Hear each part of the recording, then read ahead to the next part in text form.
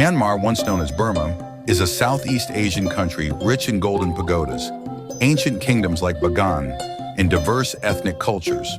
Though marked by political struggles, it captivates with its spiritual traditions, stunning landscapes, and deep historical roots stretching back over 2,000 years. Protests against the military coup claiming more lives in Myanmar. Fight for democracy in Myanmar. On the streets of Myanmar. Myanmar. Myanmar. Myanmar. Myanmar. Myanmar. Myanmar. Myanmar. In February 2021, the Myanmar military staged a coup, overthrowing the elected government and detaining its leader, Aung San Suu Kyi. It wasn't the first time the country had fallen into darkness, but for many, it felt like the last straw. International news covered the early days, the marches, the brutality, the chaos. But then, as the headlines faded, so did the world's attention. For the people of Myanmar, the nightmare never ended.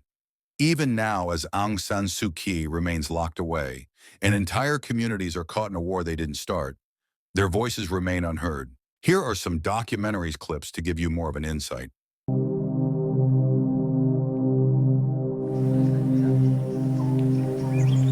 Since the coup d'etat in February 2021, after 10 years of democratic transition, the military have regained total control of the government of Myanmar.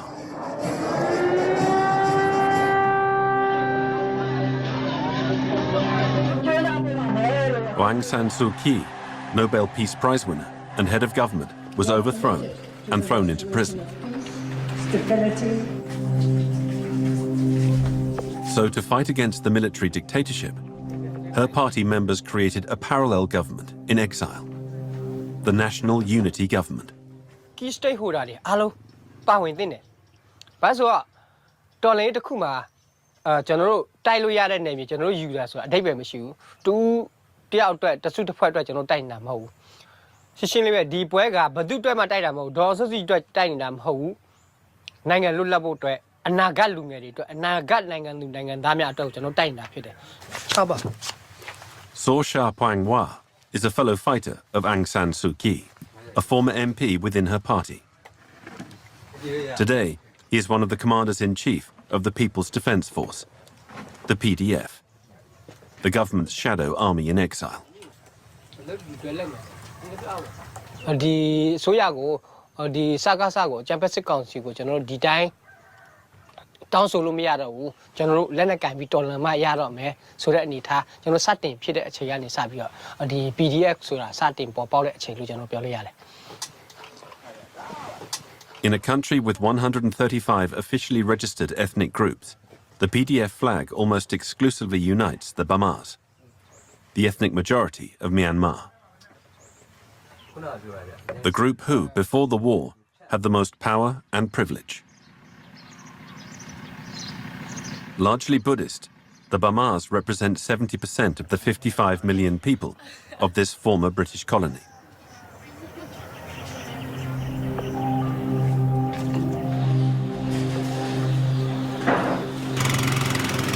Three years after the coup, Myanmar is still closed to foreign journalists.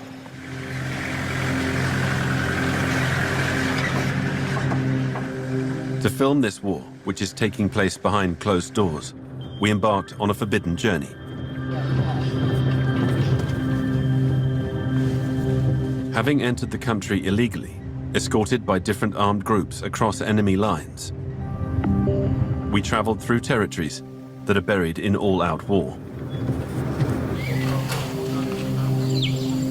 More than 50,000 dead, including 8,000 civilians and 2 million displaced. The junta and their combat planes, supplied by China and Russia, spare no one.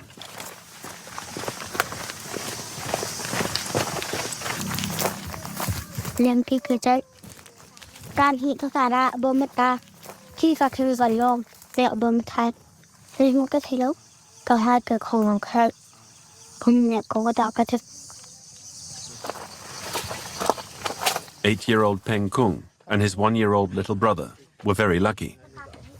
This bombing in the west of the country killed 9 people.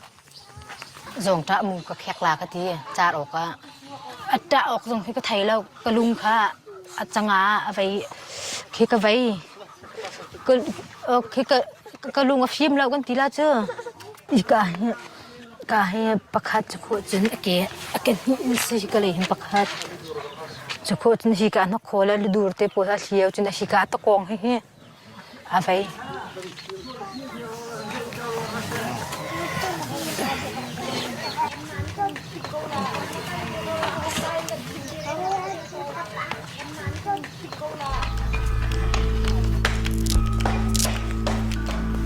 Faced with these atrocities everywhere in Myanmar, thousands of civilians have left their homes, their cities, and their jobs to join the resistance.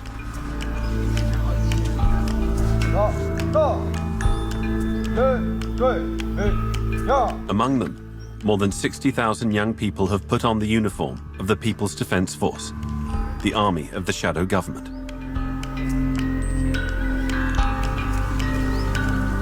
Trained in the jungle by the old ethnic guerrillas who fought for decades against the central power, they fight today with weapons in hand. The junta calls them terrorists. They present themselves as revolutionaries.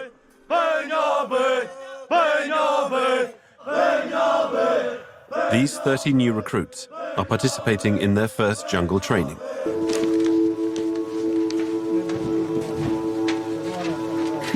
Sound is good. Ubi Eda is good.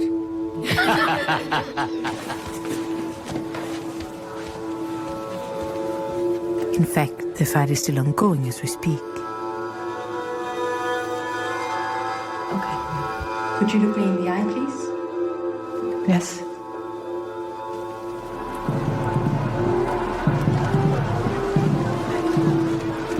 Like in many countries, the road towards democracy has been long.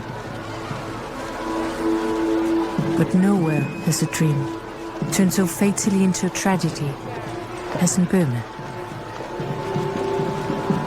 But we don't know that yet.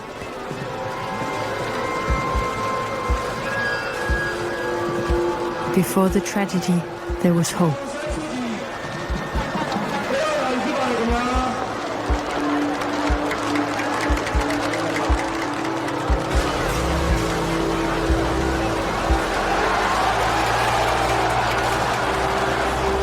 Before that, it all began with a woman and a military. A lot of people in downtown, they take to the street, holding whatever weapon available. I can hear some gunshots now coming from downtown. I think most probably this is taking place in front of the city hall.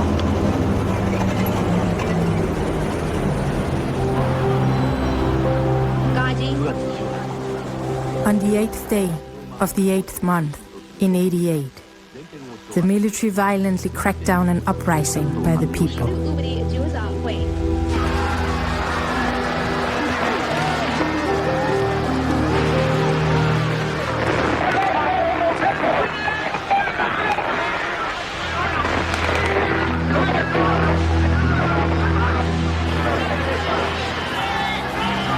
What we want the military to do is to keep out of politics. We don't want the military to split up. We want the armed forces to keep together, but to keep out of politics.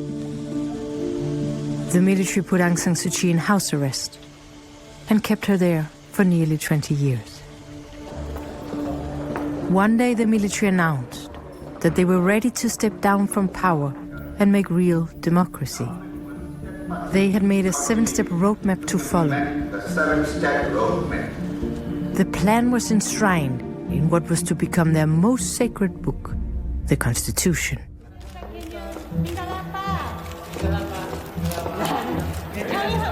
After decades of hard power, it looked like the military was ready to exchange the uniforms for suits and the swords for words. You know, the roadmap is very important for our country. Transformation of the country into a democratic state. We have to take step by step, systematically. There's a 7-step roadmap which was announced by our Prime Minister on the 30th of August, and now we are implementing this roadmap. And the release of Miss Suu Kyi, will it come very soon? But everything is, we are working for the best. They did release her, but under their conditions. They had put a clause in the constitution that specifically barred her from ever becoming Burma's president. The Burmese pro-democracy leader Aung San Suu Kyi has been released by the country's military rulers. The moment that many thousands of Burmese people had been waiting for years. Aung San Suu Kyi, a free woman, she waved and smiled at the thousands who'd gathered to witness this historic moment. As I said earlier, I haven't discussed the matter of foreign travel. Actually, I have no plans to travel abroad at the moment. Let me get around Burma first.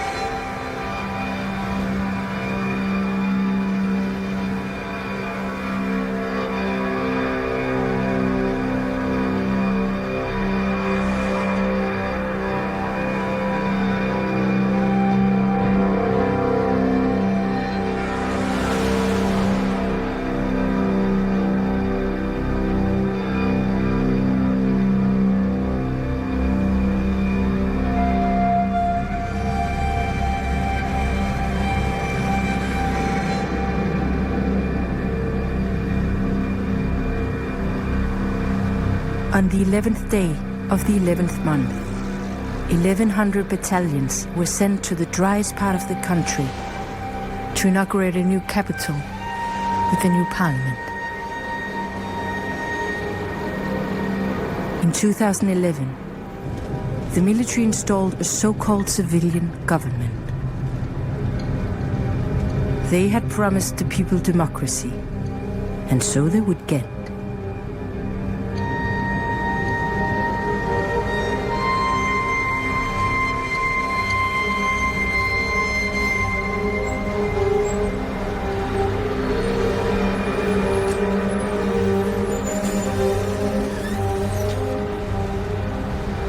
Tam ro ma tam ro na le pi bu lo pa le tam ro na ma le lo shin tam ro a chaung ko ma ti yin tam ro na ma le yin tam ro so de lo be di dai me myin ya ma phit pa le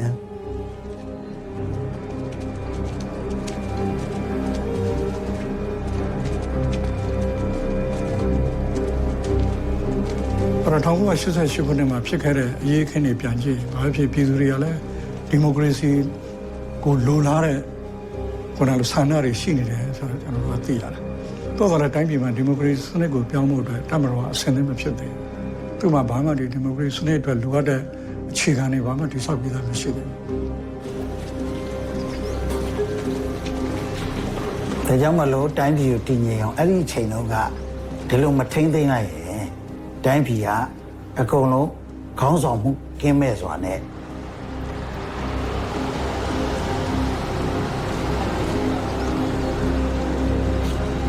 ကျွန်တော်အနေနဲ့တော့တက်မတော်ဆိုးတယ်လို့မမြင်ပါဘူး။ဘာလို့မမြင်လဲဆိုတက်မတော်ကသူလှုပ်တဲ့လှုပ်ထိုက်တဲ့အလုပ်တွေသူလုပ်နေပါတယ်။အဓိကအားဖြင့်သူမြို့သားနိုင်ငံရေးကိစ္စတွေသူလုပ်တယ်။နောက် security လုံခြုံရေးကိစ္စတွေကိုသူအဓိကထားလုပ်တယ်။ဒေါအောင်ဆန်းစုကြည်ရဲ့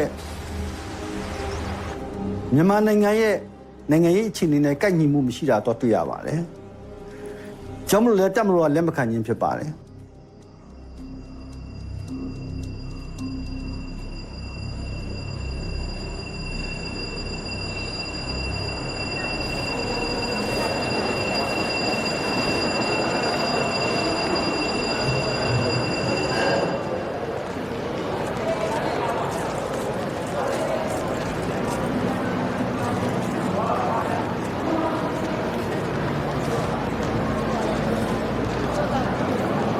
The most prominent of the military generals took off their green military uniforms and put on the white civilian outfits. Many generals stayed in uniform, but the country was now to be governed by the leaders in white. ကျွန်တော်ကိုယ်တိုင်လည်းဒီလိုသမရဖြစ်လာမယ်ဆိုတော့ကျွန်တော်မျှော်မှန်းရလည်းမရှိဘူးသူအိမ်လည်းမမက်ဘူးအဲ့တော့သမရဖြစ်လာတဲ့ခါမှာအစိုးရဖွဲ့တယ်ကျွန်တော်ကခုနလိုနိုင်ငံတော်သမရ as well as အစိုးရဖွဲ့အကြီးအကဲလည်းကျွန်တော်ဖြစ်တယ်အဲ့တော့ကျွန်တော်အဖွဲ့ထဲမှာပါဝင်တဲ့ဝန်ကြီးတွေဟာအရင်တပ်မတော်အစိုးရလက်ထက်တုန်းကဝန်ကြီးတွေတချို့ပါတယ်ကျန်တဲ့လုပ်ငန်းတွေနဲ့ပတ်သက်ပြီးတော့လောက်ခဲကိုင်ငယ်မှုတဲ့အတွေ့အကြုံရှိတဲ့သူတွေသူတို့ပါပါတယ်ဒါနဲ့ဒီမိုကရေစီကိုဘယ်လိုပြောင်းလဲရမလဲဘာတွေပြောင်းလဲရမလဲဆိုတာကျွန်တော်လည်းမသိဘူးသူတို့လည်းမသိဘူးဘာကြောင့်လဲဆိုဒီမိုကရေစီစနစ်နဲ့ကင်းကွာတာကျွန်တော်အနည်းပေါင်း90ကျော်လောက်ကျွန်တော်ရှိနေပြီ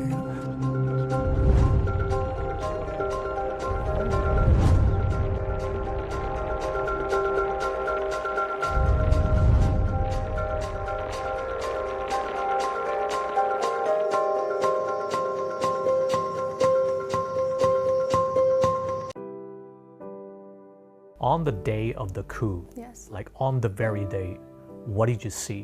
I checked my phone and one of my friends, she tells me that they already detained Aung San Suu Kyi and other leader. This military coup happened. So I tried to reach my parents and there's no phone line and no internet. I was holding the phone, I went on and down on the street. And even I haven't wear the shoes, and I just ran on the streets and I tried to reach my parents. I was very worried. I thought like the war is starting soon and I cannot see my parents anymore. I was very worried and scared.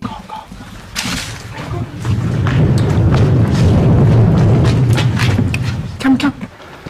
This is the heart of Loiko, downtown. Look at the state of it though.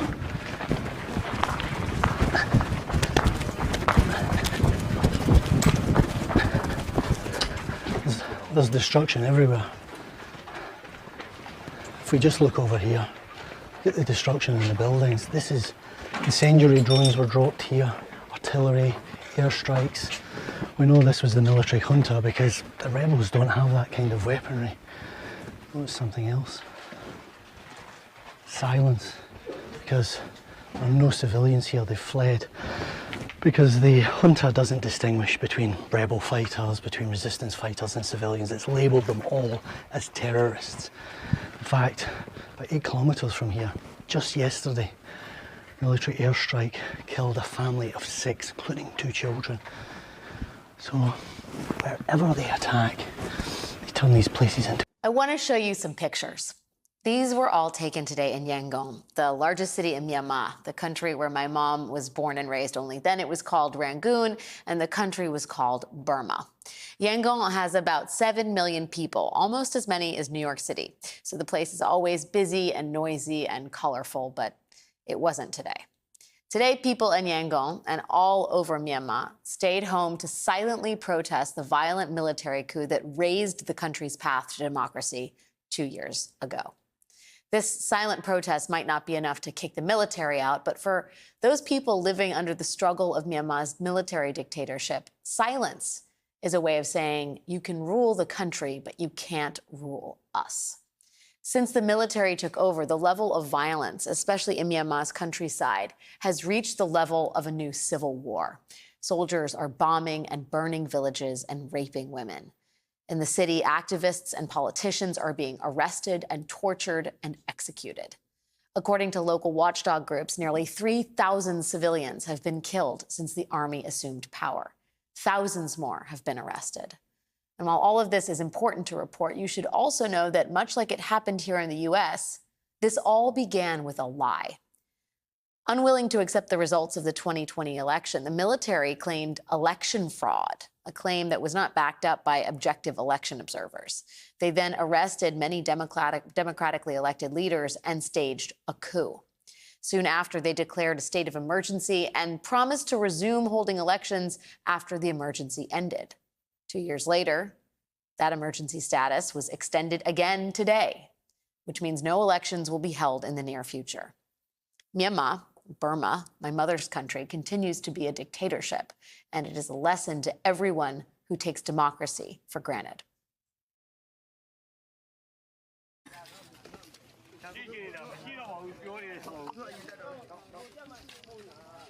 ခံစားတာပေါ့ဒီမှာငိုကိုလည်းအကြတော့စိတ်မကောင်းနေတာဝမ်းလဲနဲ့ဒီမှာဒါမလို့ညိတ်လည်းကြမိတာပေါ့ဗျာအဲ့လိုကြတော့ ကိုရွာကလေးတွေကိုမျက်စိရှင်းနေတယ်လို့ကစင်ကြရဖြစ်ချီရလက်ပြတွေးရတာဆိုတော့ကိုယ်လည်းဒါမျိုးမကြုံဘူးတော့ဗျာအဲ့တော့ဝမ်းလည်းနေရပါတယ်တကယ်ဝမ်းနေရတာကျတော့စာသင်နေဖြစ်သွားတာကွာအားများလို့တော့အထီးတာလို့ဒီမြကွာဖိုင်နယ်လေးနဲ့တင်လာစားဒီရောများဒီရမြဒီရတရားနဲ့ရှိဟုတ်ကဲ့မသားဒီရဒီရချောင်းမို့သူကကွာမေးနေတာတော့လေဒီကလေးတွေကဗာပြည့်ရှိလို့တော့လို့မေးရှင်တယ်တတိရှိလာခဲ့ပါတတိရှိလာခဲ့ပါပြည့်ရှင်ချောင်းလာခဲ့ပါဒီကလေးတွေကဘာမှမသိပါဘူးဖြစ်ဦးတယ်လေးတွေပါ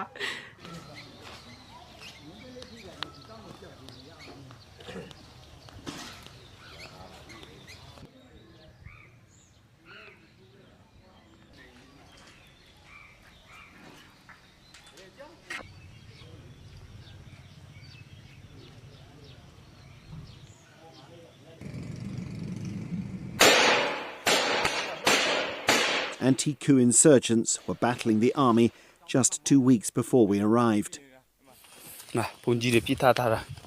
In retaliation, more than 20 civilians were lined up against the walls of this monastery and shot. Much of Myanmar is off limits to visitors these days, but the military government did allow us to come here, to Inlay Lake in Shan State, in normal times one of the country's most popular destinations. It's very quiet now. Interviewing people directly is risky. You can be arrested for saying anything deemed negative. But the boatmen we met told us times had never been harder. We never dreamed it would get this bad, they said. We used to have freedom, then it ended so suddenly. Well, we've been to several places along the lake, and so far I've seen only 3 other foreigners. For an area that is so dependent on it, the collapse of tourism here has been catastrophic. The economy is in terrible shape, and it's worse than that for the people living around here, because they say they have a deep, abiding loyalty to Aung San Suu Kyi. They don't like the military takeover, although they don't say that openly, and they're worried that the armed groups resisting the military regime are operating closer and closer to the lake. What we need, said one of them, is peace. But there's little peace in Myanmar.